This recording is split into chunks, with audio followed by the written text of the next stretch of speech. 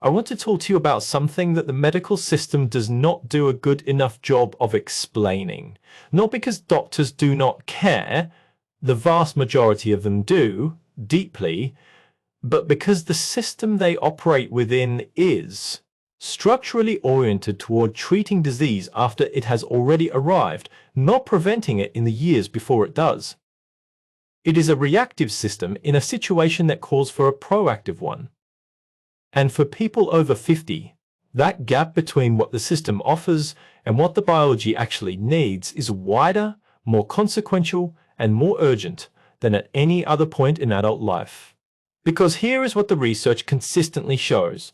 The decade between 50 and 60 is not when most chronic disease becomes visible.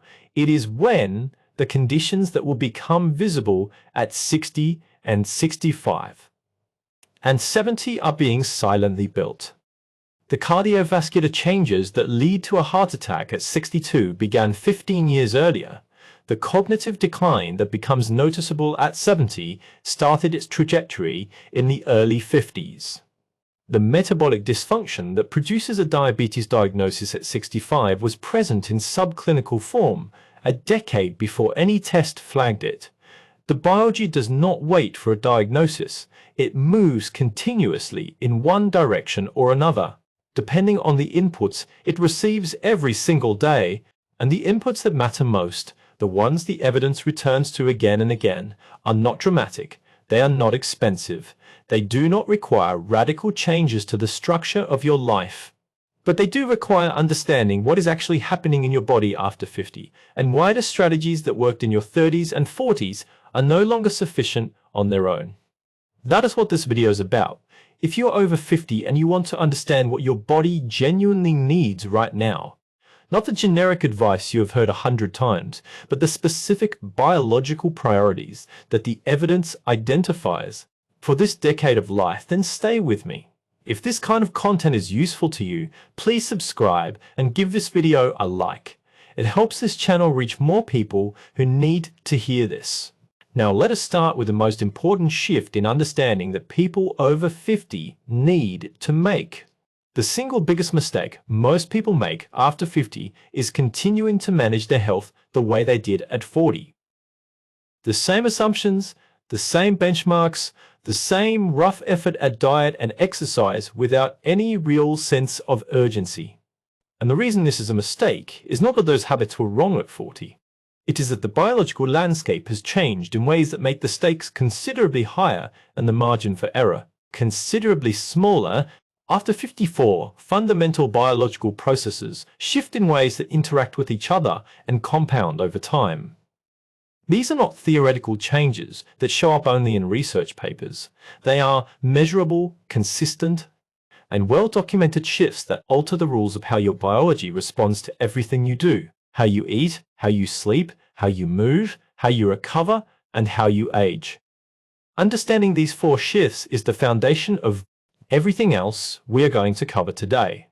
Because without this understanding, even well-intentioned health habits miss the mark. The first shift is the acceleration of muscle loss. Sarcopenia, the age-related loss of skeletal muscle mass, begins in your 30s, but the rate of loss roughly doubles after 50. A 2021 paper in the Journal of Cachexia, Sarcopenian Muscle found that adults who did not engage in regular resistance exercise lost an average of 1 to 2% of their muscle mass every year after the age of 50. That may sound modest, but muscle is not just physical strength. It is your body's largest organ of glucose metabolism, the primary tissue responsible for pulling sugar from your bloodstream and using it for energy. When muscle mass falls, glucose metabolism becomes less efficient. Insulin resistance accelerates, metabolic rate declines, and the cascade of downstream consequences begins to build. Muscle is not aesthetic after 50. It is metabolic infrastructure. The second shift is the decline of hormonal regulation. For women, the menopausal transition brings a sharp reduction in estrogen, a hormone that is protective of cardiovascular tissue, bone density, cognitive function, and metabolic rate. For men, testosterone declines gradually throughout the 50s at a rate of approximately 1 to 2% per year, affecting muscle maintenance, energy, mood, sleep quality, and insulin sensitivity. Both hormonal transitions have the same downstream metabolic effect. The body becomes less efficient at maintaining the physiological balance it maintained more easily in earlier decades. A 2020 study in the European Heart Journal found that the decade following hormonal transition in both men and women was associated with a measurably accelerated rate of cardiovascular risk marker progression. The hormonal shift is not just a subjective experience. It changes the biology of risk in a way that requires a different response. The third shift is the widening inflammatory baseline. Inflammaging, a term used in the scientific literature to describe the chronic, low-grade inflammatory state that develops with biological aging, becomes significantly more pronounced after 50. Your immune system becomes less precise. It produces more background inflammatory signaling without a specific target, and that background inflammation is not benign. It contributes to insulin resistance, arterial damage, cognitive decline, cancer risk, and accelerated cellular aging across every tissue in the body. A 2019 paper in Nature Reviews Immunology found that inflammaging was independently associated with accelerated biological aging and increased risk of multiple chronic diseases simultaneously, not sequentially, but together, driven by the same underlying inflammatory process. Reducing that inflammatory baseline is not a single intervention. It is a daily practice that compounds over months and years. The fourth shift is the narrowing of the recovery window. After 50, your body takes longer to recover from everything, from physical exertion, from poor sleep, from emotional stress, from illness, from dietary lapses, from alcohol, from disrupted routines. The cellular repair mechanisms that operate during sleep and rest become less efficient. The hormonal responses that drive recovery, growth hormone, IGF-1, testosterone, are reduced in both volume and duration. The mitochondrial efficiency that produces cellular energy decreases.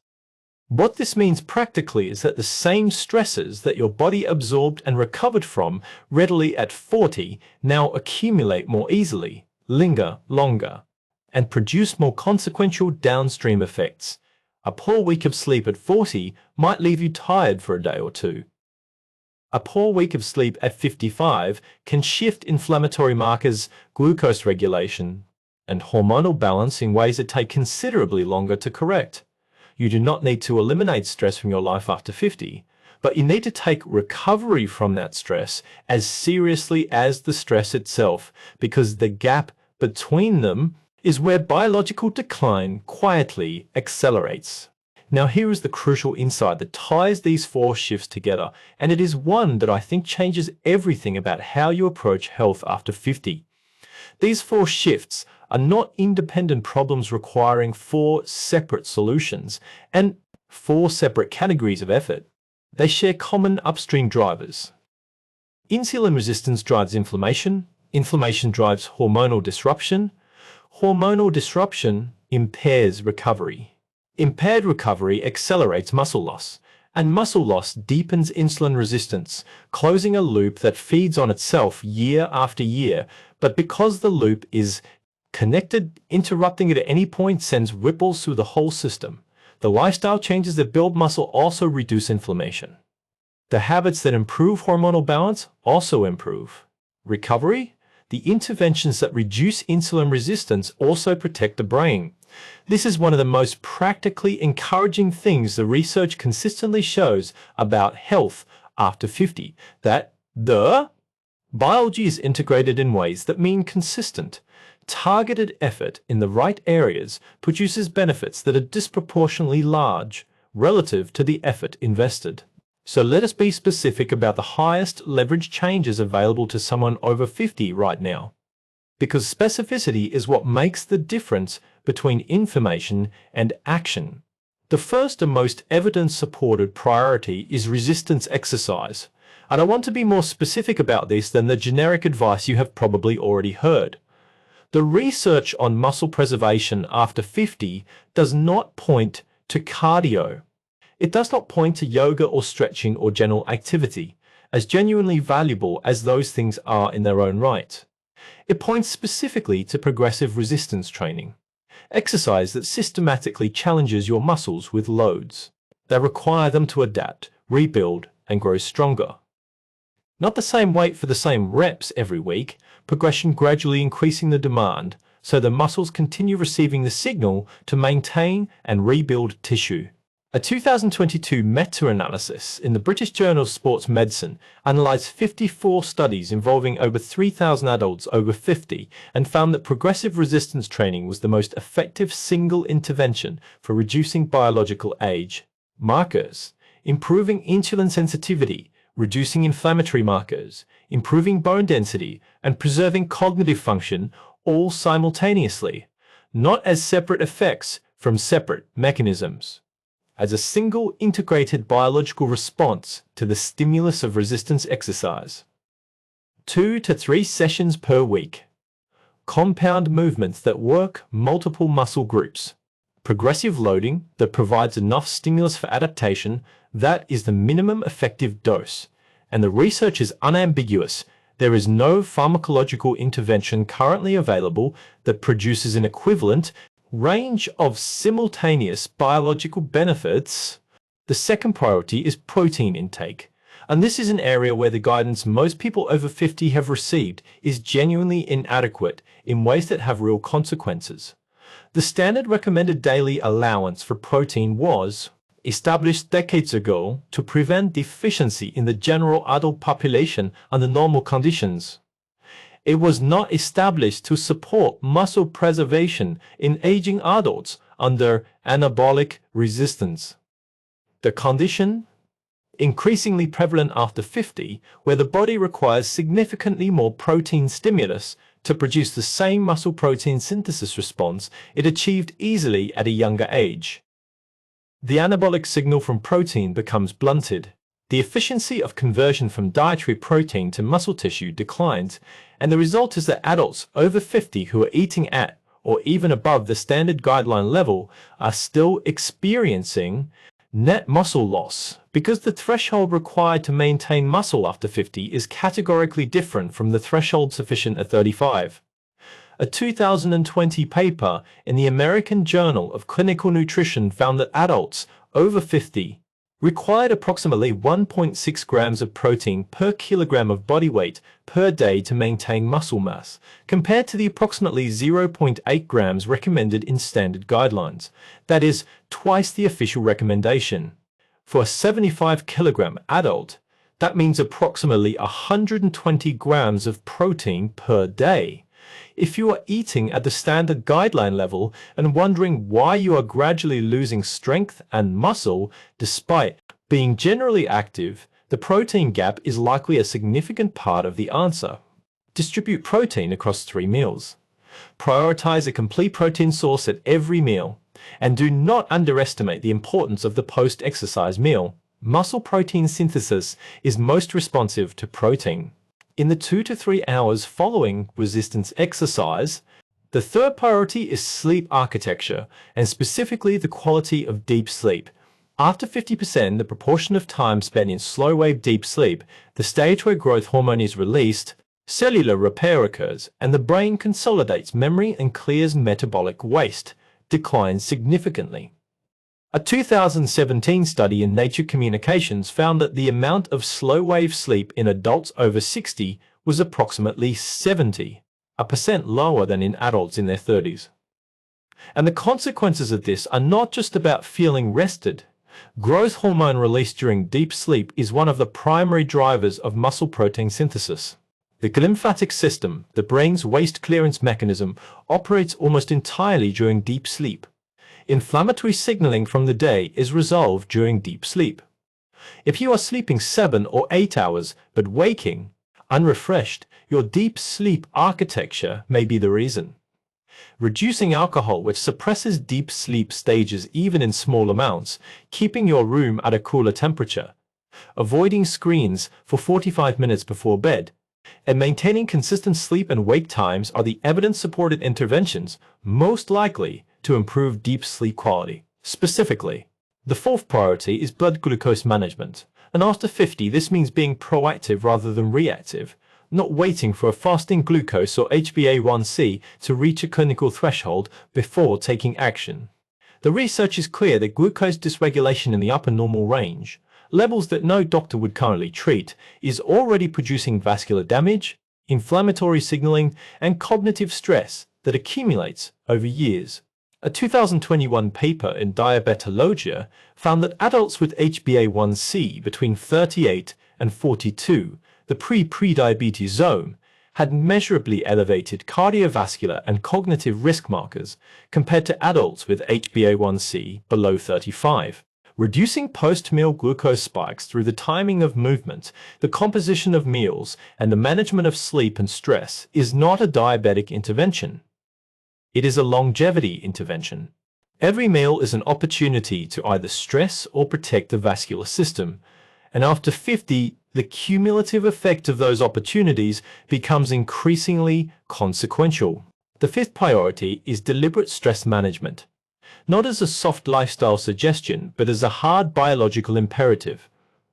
Cortisol, your primary stress hormone, has increasingly destructive downstream effects as you age. It suppresses immune function. It promotes visceral fat deposition. It impairs insulin sensitivity. It degrades sleep quality. It reduces testosterone and estrogen. And its negative metabolic effects amplify with age. Because the buffer systems that managed its impact in younger years, stronger hormonal production, faster cellular recovery, more robust sleep architecture, are all reduced after 50. A 2020 study in psychoneuroendocrinology found that chronic psychological stress in adults over 50 was independently associated with a rate of biological aging approximately 4 years faster than in age-matched controls with lower chronic stress. 4 years of additional biological aging from stress alone. The intervention is not eliminating stress. That is neither possible nor desirable. It is managing cortisol rhythm through consistent daily practices, morning light exposure, deliberate rest periods, physical movement, and social connection that signal safety to the nervous system and prevent cortisol from remaining chronically elevated. The sixth priority is vascular health, specifically keeping blood pressure and inflammatory load at levels that protect the extraordinary network of blood vessels supplying your brain, heart, and kidneys over the coming decades. After 50, the arteries have been under pressure for 5 decades. They have lost some elasticity. The endothelium, the cellular lining that keeps them flexible and responsive, is more vulnerable to oxidative stress and inflammation. Omega-3 fatty acids from oily fish, walnuts, and flaxseed have the strongest evidence base for reducing vascular inflammation and supporting endothelial function. A 2021 study in the American Journal of Clinical Nutrition found that omega-3 supplementation measurably improved endothelial function markers and reduced inflammatory cytokines in adults over 50 within 12 weeks of consistent daily use. Alongside this, reducing sodium, increasing potassium through vegetables and legumes, and maintaining consistent physical activity all contribute to the heart. Vascular protection, that is the foundation of longevity after 50. Here is what I want to leave you with. The title of this video is not an exaggeration or a headline designed to alarm you into watching. It is a statement about timing and about the specific biological window that the 50s represent, and why what you do in this decade shapes what every decade after it looks like. Because the biology of aging does not pause while you decide when to take it seriously. The arterial stiffness building in your 50s will become cardiovascular disease in your 60s if the inputs do not change. The muscle loss accelerating through your 50s will become functional frailty in your 70s if it goes unaddressed. The glucose dysregulation accumulating through your 50s will become diabetes and its complications if the trajectory is not interrupted. The inflammatory baseline rising through your 50s is already influencing your brain, your vascular system, and your immune resilience right now. But here is the other side of that truth, the side that the research also shows with equal clarity. The biology is responsive at every stage. It does not stop being responsive at 50. It does not stop responding to the right inputs at 60. A 2023 paper in Cell Reports Medicine found that adults over 50 who adopted targeted lifestyle interventions, resistance exercise, optimal protein intake, improved sleep quality, active glucose management, and deliberate stress reduction showed measurable improvements in biological age markers within 16 weeks, not marginal improvements, meaningful, clinically significant reversals in the markers of cellular aging. The window is not closed. The window is open right now, but it does require taking the biology seriously at the moment when it matters most. Before the conditions that are silently building become the diagnoses that define the decades ahead. You have more agency over how this goes than the standard conversation about aging suggests. The evidence is clear, and it is on your side. Use it. If this gave you something to act on, a different way of understanding what your body genuinely needs right now, or one specific change you are going to make this week, please give this video a like and subscribe so you do not miss what is coming next on this channel. There is a great deal more of this kind of content ahead, so I will see you in the next one.